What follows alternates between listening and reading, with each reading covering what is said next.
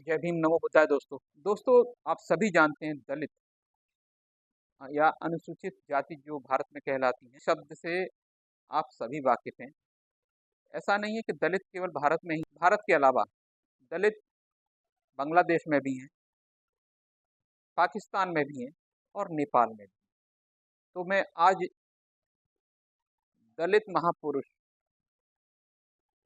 जो हमारे समाज में पैदा हुए और जिनने अपने समाज के जीवन को बदल कर रख दिया, उनको सम्मान से जीने का अधिकार दी में एक नाम जो भारत में लगभग भूला बिसरा है, जिसको लोग बहुत ही कम जानते हैं, ऐसा ही एक नाम है कृष्णा कुमारी पेरियार। तो कृष्णा कुमारी पेरियार ये आप शायद नाम से परिचित हों या न हो, क्योंकि भारत में इनके बारे में चर्चा कम होती है और ये नेपाल की रहने वाली हैं।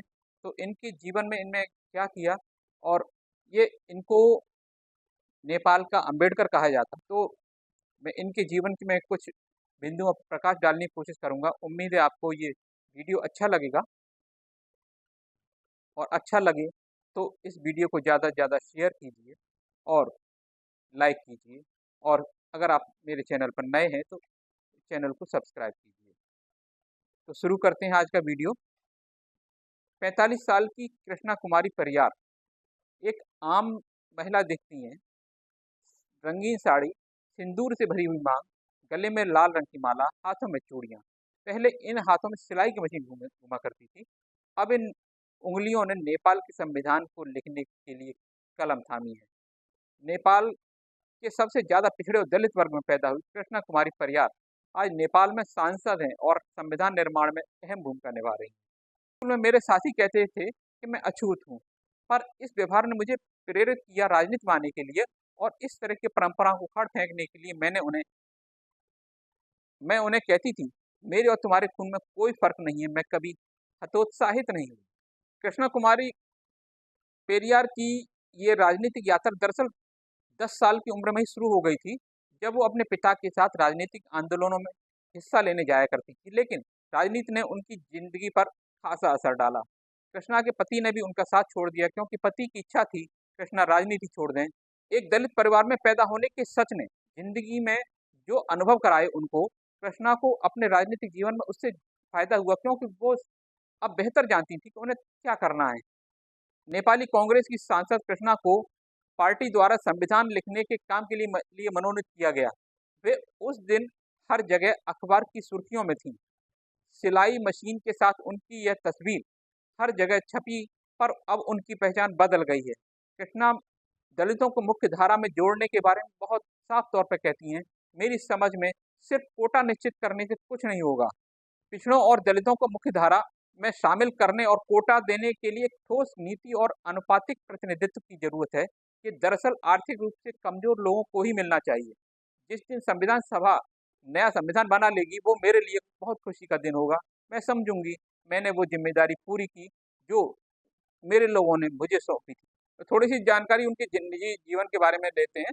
राजनीतिक ख्वाबों को पूरा करने की दिशा में कृष्णा कुमारी पेरियार आगे बढ़ रही थी, लेकिन निजी जिंदगी में जो खालीपन है उसके बारे में वो क्या सोचती हैं, खासकर तब जब उनके पति ने फिर एक होने की इच्छा भी जाहिर की है। तो क्या कृष्णा इस बारे में सोचने के लिए तैयार हैं? कृष्णा कुछ शिकायत भरे लहजे में कहती हैं, मैं सचमुच चाहती थी कि कोई उस वक्त मेरे साथ होता जब मेरे पति ने मुझे छोड़ने का फैसला लिया था। वो भी तब जब मुझे देर रात लौटने के बाद अपने बच्चों को खाना खिलाना पड़ता था। उसने मुझे उस वक्त अकेले छोड़ दिया। अब मुझे उससे कुछ भी लेना देना नहीं है।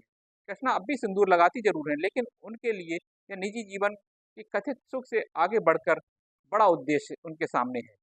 राजनीतिक ख्वाबों को पूरा करने की दिशा में कृष्णा कुमारी परियार आगे बढ़ रही है, लेकिन निजी जिंदगी में जो खालीपन है, कृष्णा अब भी सिंदूर लगाती जरूर है, लेकिन उनके लिए अब निजी जीवन के कथित सुख से आगे बड़ा उद्देश्य है दलितों को नेपाल के संविधान के जरिए समान अधिकार दिलाए जाने की लंबी लड़ाई।